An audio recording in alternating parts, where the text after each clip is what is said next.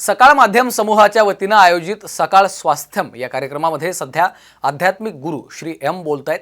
जाऊयात. कर रहा हूँ, मैं जी रहा हूँ संसार में, इसमें एंगर की ज़रूरत नहीं है. एंगर होने से हमारा जजमेंट भी बदल जाता है, रॉन्ग जजमेंट हो जाता है. अगर इतना समझ गए और बोले कि ठीक है मुझे एंगर कंट्रोल करना ही है, इससे कोई फ़ायदा नहीं है, तो फिर उसके बाद आप अगर मत्स्यासन करेंगे तो आपको 6 मंथ्स के अंदर मैं गारंटी आपको दे रहा हूँ कि एंगर का लेवल कम हो जाएगा.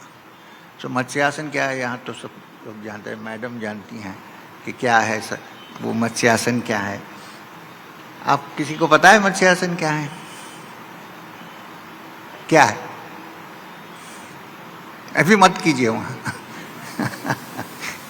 मत्स्यासन है जैसा पद्मासन में बैठकर शरीर को पीछे लेके जाते हैं और सर नीचे लगता है और हाथ से पैर को पकड़ के खींच के रखते हैं. इससे क्या होता है कि यहाँ के मसल्स में एक मसाज होता है और एड्रेनलिन ग्लैंड्स यहाँ पर है, तो वो मसाज एड्रेनलिन ग्लैंड्स पे जाता है तो क्या होता है, शांत हो जाता है. मगर डिसीजन लेना चाहिए कि क्रोध की ज़रूरत नहीं है. अगर आप कहेंगे कि क्रोध के बगैर काम नहीं चलेगा तो मत कीजिए, मत्स्यासन करके कोई फ़ायदा नहीं. मेरा कहना है कि जब क्रोध नहीं होता है तब काम और अच्छा चलता है, प्यार से और अच्छा चलता है काम. क्रोध की कोई ज़रूरत नहीं. क्रोध को एक रोग समझिए. हाँ, तो ऐसे बहुत इंटरडिपेंडेंट है हमारा इमोशन और हमारा माइंड और फिजिकल बॉडी के जो आसन हैं वो इंटर रिलेटेड है. अच्छा, ऐसे आसन है जहाँ पैर ऊपर और सर नीचे. क्यों? नॉर्मली तो हम सर ऊपर और पैर नीचे रखते हैं. ये क्यों करते हैं? क्योंकि ब्रेन में जो ब्लड सर्कुलेशन है वो शीर्षासन, सर्वांगासन ये आसन करने से ज़्यादा मिलता है. सर्कुलेशन ज़्यादा होता है. ब्रेन में सर्कुलेशन ज़्यादा होने से क्या होता है, थिंकिंग क्लियर होता है, मन शांत होता है कि नहीं. तो इसीलिए पहले पहले मंदिरों में बहुत छोटा द्वार रखते थे कि अंदर जाने के लिए झुक के जाना पड़ता था, थोड़ा कुछ सर्कुलेशन ठीक हो जाए. प्रणाम जब आप करते हैं तो ये समझिए कि आपका सर्कुलेशन बढ़ रहा है. आप किसी के सामने प्रणाम नहीं करना चाहते हैं कि दरवाज़ा बंद करके रूम के अंदर 2-3 बार कीजिए, ऊपर नीचे. इससे यहाँ सर्कुलेशन, ये सब आसन जो है फिजिकल बॉडी से माइंड को कैसा कनेक्शन करें, ये है आसन. खाली फिजिकल एक्सरसाइज नहीं है. हॉलीवुड में भी चल रहा है आसन, मगर वो खाली वो क्या बोलते हैं, आवर ग्लास फिगर होने के लिए करते हैं.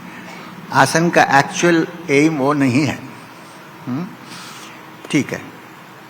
अब आसन के बाद क्या है, प्राणायाम. अष्टांग योग की बात कर रहा हूँ. यमा नियमा आसना फिर प्राणायाम. अब प्राणायाम, बहुत लोग सोचते हैं कि प्राणायाम का मतलब है बैठ के ऊपर नीचे सांस लें. मगर क्यों सांस ले रहे हैं, उसका इफेक्ट क्या है, उससे मन को क्या होता है, ये सोचना चाहिए. अब देखिए, अगर आप बड़े एजिटेटेड हो, कोई भी कारण से एजिटेटेड हैं, तो आप आंख बंद करके ना आपके श्वास पे ध्यान दीजिए, कैसा है श्वास.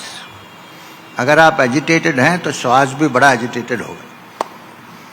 अगर आप अच्छी म्यूजिक सुन रहे हैं और कोई अच्छी चीज़ कर रहे हैं, पेंट कर रहे हैं या आर्ट करें जो, या गार्डनिंग करें जो आपको पसंद है, तब आंख बंद करके अपने श्वास पे ध्यान दीजिए. बहुत स्लो और एकदम क्वाइट रहेगा अपना सांस. तो ऋषि लोगों ने ये सोचा, ऋषि का मतलब है साइंटिस्ट, स्पिरिचुअल साइंटिस्ट. उन्होंने ये सोचा कि अगर हमारा मूड हमारे ब्रीथिंग में रिफ्लेक्ट होता है तो ब्रीथिंग को चेंज करके माइंड को चेंज नहीं कर सकते क्या. यहाँ से प्राणायाम शुरू हो. अगर आप आपके प्राण को कंट्रोल करके काम कर सकते हैं तो अपने आप माइंड भी काम हो जाएगा. उसमें सबसे सिंपल प्राणायाम है, जैसा कि विपश्यना में करते हैं, वॉचिंग द ब्रेथ. आप अगर आपका ब्रेथ बड़ा एजिटेटेड भी हो जाए, आप अपने सांस को थोड़ी देर ध्यान दें तो अपने आप वो ठंडा हो जाएगा, स्लो हो जाएगा. जब सांस ठंडा हो जाएगा, मन भी ठंडा हो जाएगा, एकदम कामनेस हो जाएगी. उसके बाद फिर अगला स्टेप में हम जा सकते हैं. तो यम, नियम, आसना, प्राणायाम। और प्राणायाम बहुत तरीके के होते हैं। इससे लंग्स में भी ऑक्सीजन बराबर इरिगेशन होता है और हेल्थ अच्छा होता है, माइंड भी होता है, हेल्थ भी होता है फिजिकली। अब प्राणायाम के बाद अष्टांग योग में है प्रत्याहार। प्रत्याहार का मतलब जो है उसको कभी कभी ट्रांसलेट करते हैं सेंस विड्रॉयल, नहीं।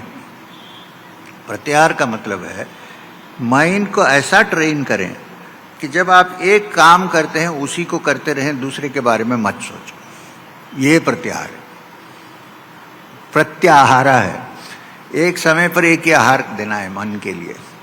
तो मैं आपको एक कथा सुनाता हूँ। आपको पता है कि ज़ेन के फाउंडर कौन थे? ज़ेन बुद्धिज्म के फाउंडर कौन थे? बोधिधर्मा। और बोधिधर्म आजकल बहुत लोग ज़ेन करते हैं क्योंकि जापान से आता है ना, तो इम्पोर्टेड चीज़ अच्छी लगती है हमारे लिए। अब आप कहें कि इंडियन चीज़ है तो अच्छा नहीं लगता है, बाहर से आता है तो बहुत अच्छा लगता है। तो बहुत सारे यंगस्टर्स आजकल ज़ेन करते हैं, ज़ेन। तो इसके बारे में श्री रामकृष्ण परमहंस ने एक बार कहा कि ये एक सज्जन थे जो डेली वहाँ आते थे और ठाकुर उनको कहते थे कि तुम गीता पढ़ो, बहुत अच्छी किताब है। नहीं पढ़ेंगे। तो एक दिन वही आदमी सबके सामने बोल रहे हैं कि भगवत गीता बड़ी अच्छी किताब है, उसको पढ़ना चाहिए।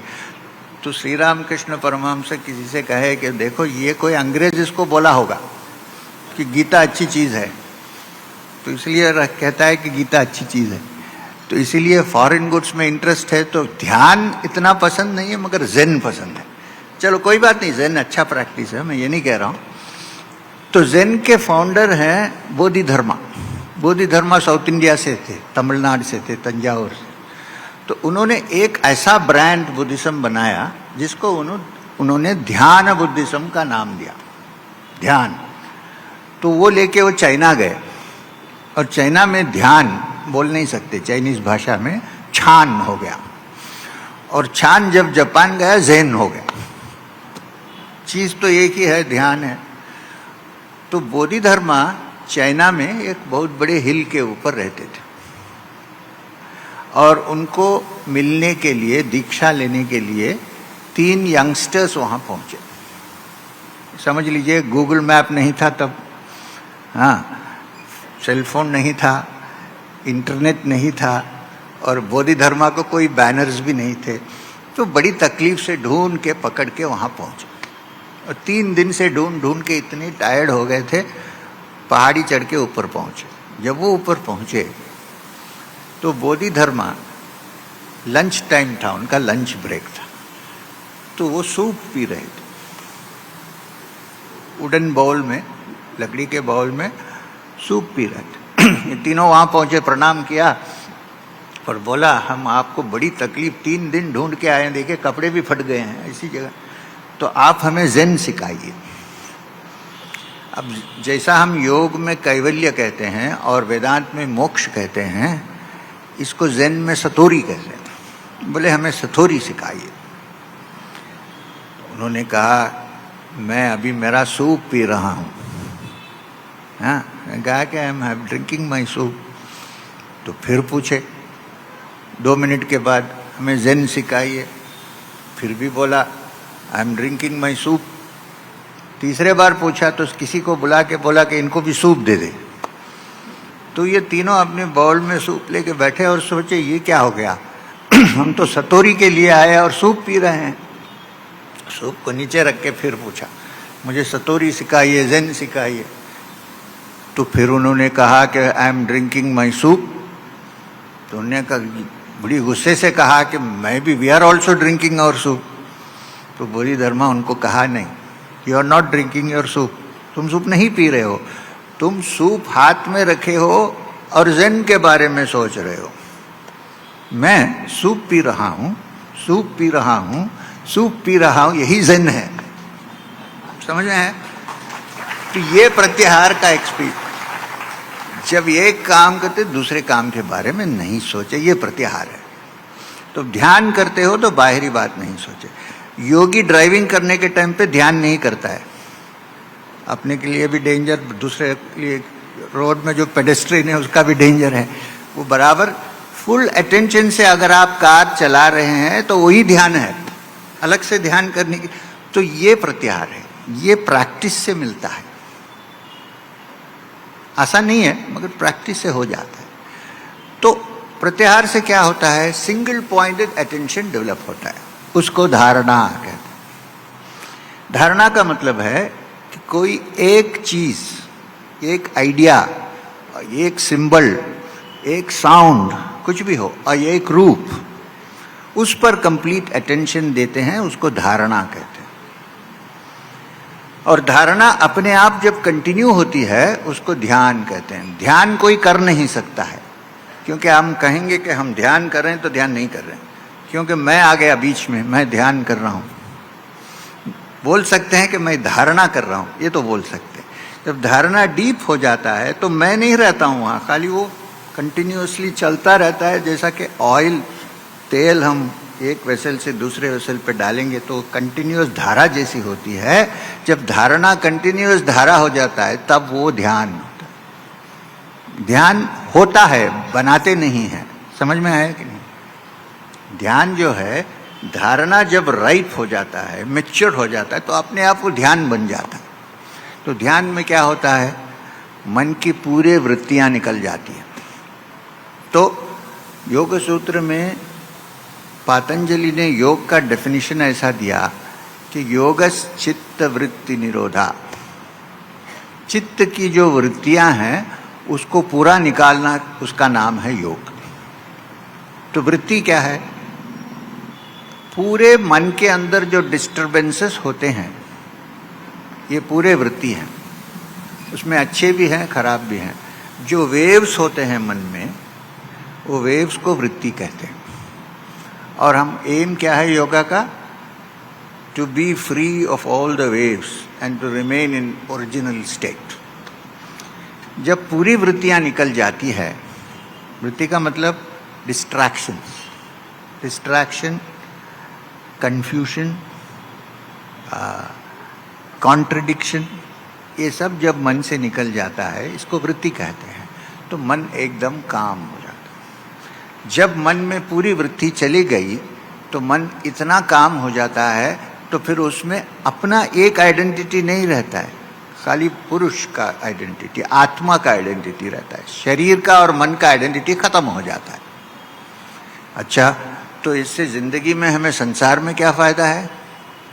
संसार में ये फायदा है कि हमारे अंदर जो पोटेंशियल है, इन्फिनाइट पोटेंशियल है, वो प्रकट होता है, मैनिफेस्ट होता है। आप कभी कथा सुने होंगे, कोई किसी योगी के पास गया, वो आपको देख के बोला, अरे 4 दिन पहले तुम ऐसा ऐसा किया क्या? इसको कैसे मालूम हुआ? नॉर्मली माइंड को तो नहीं मालूम होता है। तो इन्फिनिट पोटेंशियल। मैं ये कहता हूँ कि आजकल हम जो संसार में जीते हैं, ब्रेन का 20% ही काम करता है और 80% ब्रेन में सेंटर्स है जिसके बारे में ना हम जानते हैं ना हमारा अनुभव है। वहाँ पहुँचने के लिए पहली नेसेसिटी, फर्स्ट स्टेप है कि मन की वृत्तियाँ निकालें और मन को एकदम काम हो। जब मन शांत हो जाता है तो बाकी 80% जो ब्रेन में है सेंटर्स, उसको आप एक्सप्लोर कर सकते हैं। वहाँ से इन्फिनिट कैपेसिटी पैदा हो सकती है। Human being super human being बन जाता है। कैसे बनता है? ऊपर जो उसके वृत्तिस है उसको पूरे निकाल के जब मन एकदम शांत हो जाता है, वो शांति जो होती है मन में, वो टारमैक है, वहाँ से हायर लेवल्स में जा सकते हैं। तो ये योगा का एम है, अपने लिमिटेशंस को पूरे निकाल के मन को अनलिमिटेड करें। अब यंगस्टर्स कॉलेज स्कूल में जो पढ़ते हैं, इनको ये सिखाना चाहिए कि भाई जो एजुकेशन है ये खाली इंफॉर्मेशन गैदरिंग नहीं है, ये माइंड के पोटेंशियल को ठीक करने का रास्ता है। इसी को एजुकेशन कहते हैं। तो उपनिषद में एक बहुत अच्छा श्लोक है, पूर्णम अदा पूर्णमिदम पूर्णात् पूर्णमदुच्यते पूर्णस्य पूर्णमादाय पूर्णमेवावशिष्यते इसका मतलब क्या है? उपनिषद में कहा जा रहा है कि हमारा ओरिजिन जो है, जहां से सारा संसार आया है, ये पूर्ण है। ठीक है, वो पूर्ण हो सकता है, उसे मुझे क्या कनेक्शन है?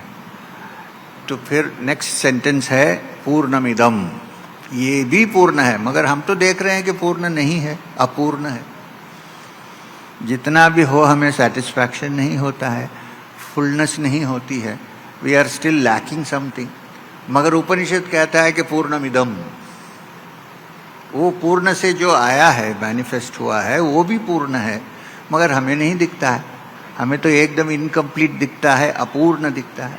तो योग का फंक्शन क्या है कि ये अपूर्णता को हटा करके पूर्ण को वापस ले आए। जब वो पूर्णता प्रकट हो जाए, मैनिफेस्ट हो जाए, तो समाधि कहते हैं उसको। अब समाधि में क्या है? समाधि ऐसा, बहुत सारे तरह के समाधि होते हैं, सविकल्प समाधि, निर्विकल्प समाधि, बस उसके ऊपर हम नहीं जाएंगे, बहुत बड़ा डिस्कशन है वो, तो 2 सत्संग उसके ऊपर ही हो जाएगा। मगर समाधि का मतलब है जब मन एकदम शांत होकर, कोई वृत्ति नहीं रहती है, पॉलिश्ड मिरर जैसा हो जाता है। वो पॉलिश्ड मिरर में रिफ्लेक्शन आत्मा का होता है। आत्मा का रिफ्लेक्शन हो जाता है तो उसको वेदांत में मोक्ष कहते हैं, योग में कैवल्य कहते हैं, और बुद्धिस्ट लिटरेचर में उसको निर्वाण कहते हैं। चीज़ तो एक ही है। तो इससे क्या होता है कि हमारे माइंड का अनलिमिटेड पोटेंशियल मैनिफेस्ट होता है। योगी कभी नहीं कहेगा कि मैं बहुत छोटा हूँ, योगी कहेगा कि मैं परमात्मा हूँ, अयम आत्मा ब्रह्मा, उपनिषद से है, मेरा आत्मन ब्रह्मन है। तो ये डायरेक्शन इसमें डेवलप करने का जो प्रोसेस है, इसको योग कहते हैं। और जब उसका कल्मिनेशन हो जाता है तो human being becomes a much more advanced being. उसके कैपेसिटी भी अनलिमिटेड हो जाती है, उसका माइंड भी अनलिमिटेड हो जाता है। क्यों? वन पॉइंटेड अटेंशन सीख जाते हैं। वन पॉइंटेड अटेंशन कहीं भी अप्लाई करो तो उसमें रिजल्ट होता है। अब हमारे यंगस्टर्स जो कॉलेज स्कूल में जाते हैं, इनको ज़रूर ये ट्रेनिंग की ज़रूरत है, क्योंकि खाली इन्फॉर्मेशन गैदर करते हैं, माइंड से क्या खेल चल रहा है वो नहीं समझते हैं। तो इसको समझ के आगे बढ़ें तो आपको ये समझ में आएगा कि हमारे अंदर इन्फिनिट पोटेंशियल है। अब मैं ये समाप्त करने के पहले और एक छोटी कथा आपको सुनाऊंगा। रियलिटी है, कथा नहीं है। इससे वो एग्जाम्पल मैंने कहा वो आपको अच्छी तरह पता चलेगा। वो ये है कि समझिए कि आप रोड पे कहीं खड़े हैं, ढाबे पे चाय पी रहे हैं, और आपके सामने एक आदमी जा रहा है। लग रहा है कि बहुत वीक है, बूढ़ा आदमी है, चल नहीं सकता है, उसके पीछे कुछ एक बंडल लेके चल रहा है। देखते ही लगता है कि अभी गिर के मर जाएगा, ऐसा वीक आदमी जा रहा है। आप देख रहे हैं। 5 मिनट में देखिए कि एक कार आके उसके पीछे, एकदम पीछे, ब्रेक वर्क लगा के, हॉर्न दबा के ब्रेक किया। तो ये आदमी जिसको हमने सोचा कि ये 10 फीट भी नहीं चल सकता है, लॉन्ग जंप का पूरा रिकॉर्ड क्लियर करके रोड के उस तरफ चला गया। ये एनर्जी कहाँ से आया? बाहर से तो नहीं आया, कार से तो नहीं आया। कहाँ था ये एनर्जी? उसके अंदर था। एक्टिव कैसा हुआ? क्योंकि तब उस समय उसका लिमिटेड थॉट काम नहीं कर रहा था। थॉट बड़ा यूजफुल चीज है, मगर वो लिमिट भी कर सकता है, अनलिमिट भी कर सकता है। वो अगर सोचने लगा कि मैं वीक हूँ, मैं बीमार हूँ, मैं अभी हॉस्पिटल से उठ के आया हूँ, मैं कूद नहीं सकता हूँ, कुछ नहीं होता, मर जाता। मगर उस रिएक्शन में ब्रेन में एक सिस्टम है, लिम्बिक सिस्टम, जो इमरजेंसी में एक्ट करता है। तो थॉट के प्रोसेस को पार करके काम करता है वो। तो लिमिटेड थॉट खत्म हो गया वहाँ। लिम्बिक सिस्टम ने वार्न दिया कि कूद जाओ, नहीं तो दूसरा रास्ता नहीं है। कूद गया। एनर्जी कहाँ था? उसके अंदर ही था ना, बाहर से तो नहीं आया होगा। हाँ, मेडिकली बोलेंगे तो एड्रेनलिन पंप हो गया ब्लड में, मगर कैसे हुआ? कहीं स्विच कहाँ है? इसका स्विच कहाँ है? तो ये अनलिमिटेड पोटेंशियल हमारे अंदर है, मगर हम थॉट अच्छी चीज है मगर कभी कभी लिमिटेड चीज है। हम बचपन से ये एक हिप्नोटिक थॉट हमें दिया गया है कि तुम लिमिटेड हो, तुम यही कर सकते हो, इसके ऊपर नहीं कर। उसको डीलिमिट कर, उसको डीलिमिट करने के लिए योग बहुत बड़ा टूल है। तो योगासन प्राणायाम, यानी आप अगर आसन नहीं करना चाहते, फिजिकल एक्सरसाइज कर लीजिए मगर ध्यान जरूर कीजिए। ध्यान से मन एक्सपैंड होता है और हाईएस्ट लेवल में, जो समाधि में, ये समझ में आता है कि मैं ये नहीं हूं जो मैं सोच रहा हूं, मैं आत्मा का अंश हूं और आत्मा इन्फिनिट पोटेंशियल है। तो इसीलिए उपनिषदों में कहा गया अमृतस्य पुत्राः, तुम जो हो ऑर्डिनरी चीज नहीं हो, तो अमृत के पुत्र हो। कि हमें मृत्यु नहीं है, ये शरीर को तो मृत्यु है ही, मगर अंदर जो एलिमेंट है आत्मा, उसको न बर्थ है न डेथ है, उसको कोई छू नहीं सकता है। तो वो है हम, ये नहीं है। इसको जो समझे तो योग का पूरा फल मिल गया। तो बस इतना ही कहना चाहता हूँ। अब कोई प्रश्न है तो आपसे बात करेंगे आप।